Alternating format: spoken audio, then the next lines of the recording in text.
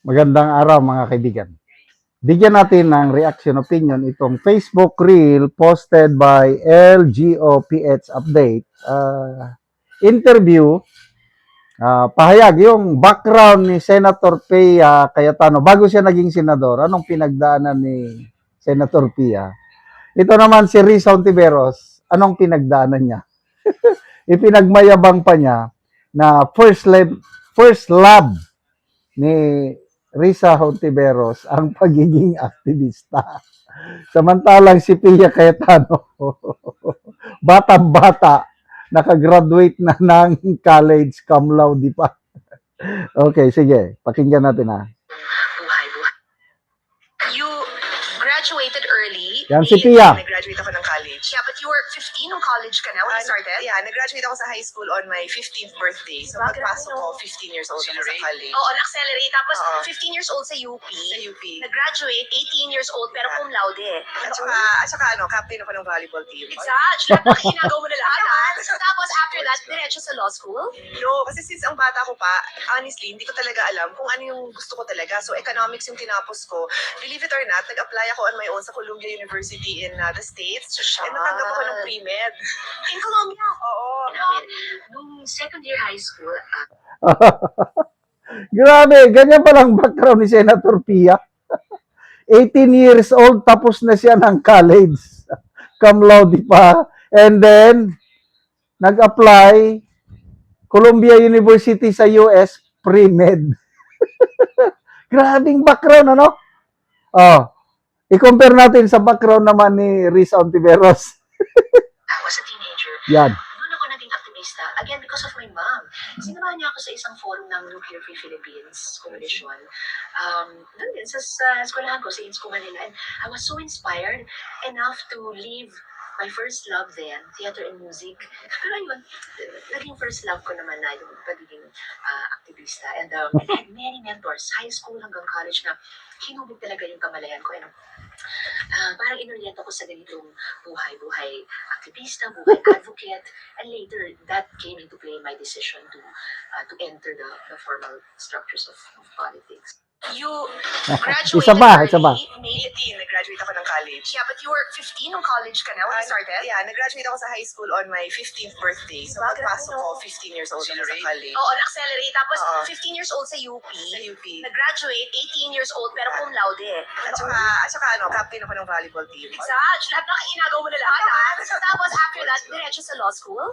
No, kasi since ang bata ko pa, honestly, hindi ko talaga alam kung ano yung gusto ko talaga. So, economics yung tinapos ko. Believe it or not, nag-apply ako on my own sa Columbia University in the States. And natanggap ako ng pre-med. In Colombia? Oo.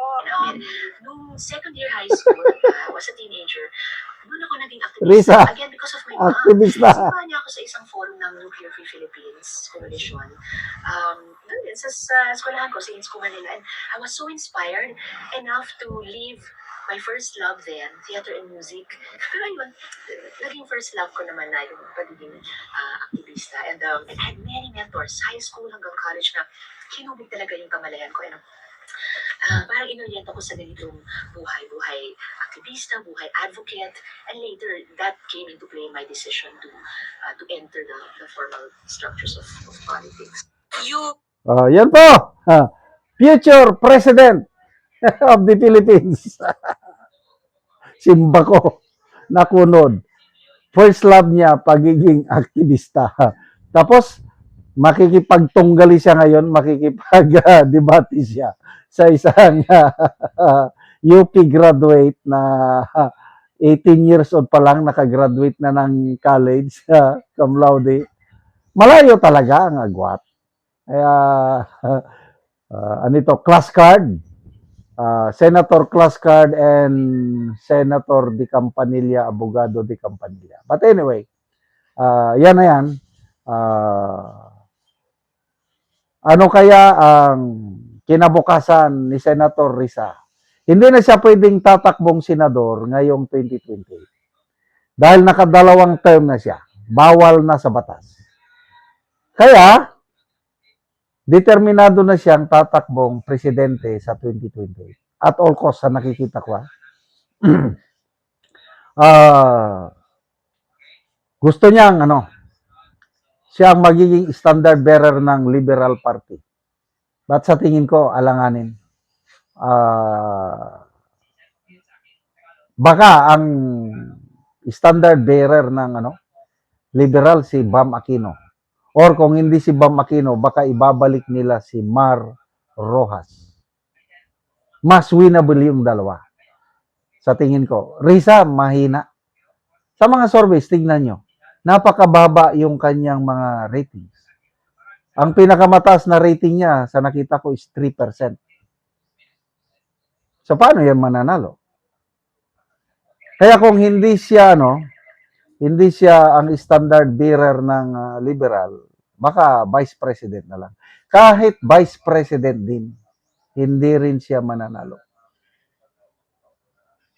Kaya goodbye. Kaya gagawin niya lahat ngayon. Ito, pabor na naman sa kanya. Ngayong July 1, magkakaroon ng Senate hearing sa Tacloban City shooting incident. Siya ang magiging chairperson. Wow. So, pabor ito sa kanya dahil additional media coverage yan. Example, excuse me. Papalabas naman niya na siya, makabayan, matulungi, naghahanap ng kailang pag ang kanyang hearing na yan hindi magre-resulta sa pag-amend sa Pangilinan Law, wala rin yan. Parang pakitang tao lang yan na hearing. Kung gusto ninyo na maging mas safety ang kabataan natin, i-amend yung batas. Gawing 12 o 9 kaya. Total, ang PNP, nakita na nila yung futility ng batas. Pumapayag na, pabor ang PNP na ibaba sa 12 ang age of criminal liability. So, good luck po, Senator Risa Hontiveros. Salamat mga kaibigan sa inyong pagsubaybay sa channel nito. Nakakatulong kayo ng malaki sa tribong Talandig ng Bukidnon dahil ang sweldo natin sa channel na ito is pantulong po sa tribo. Namimigay tayo ng libreng yero at pako para makapagpatayo sila ng mas maayos na tirahan. Panoorin nyo ang video na ito. Karon ni anak ko dire sa gipatindog sa balay sa tabangan na mo og yero. Sumuna ni ang iyang gipatindog nga balay nga pag-atupan karon. So mo na pod ni ang yero nga among gitabang. So makaatop na ni siya karon.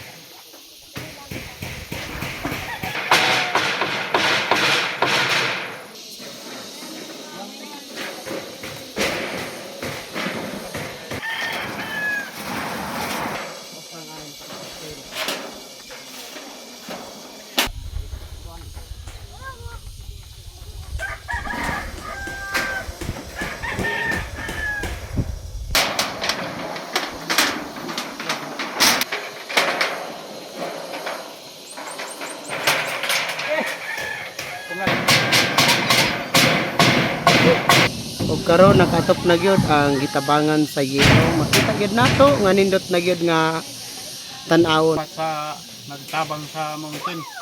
So, salamat sad kay nakabalay na ko.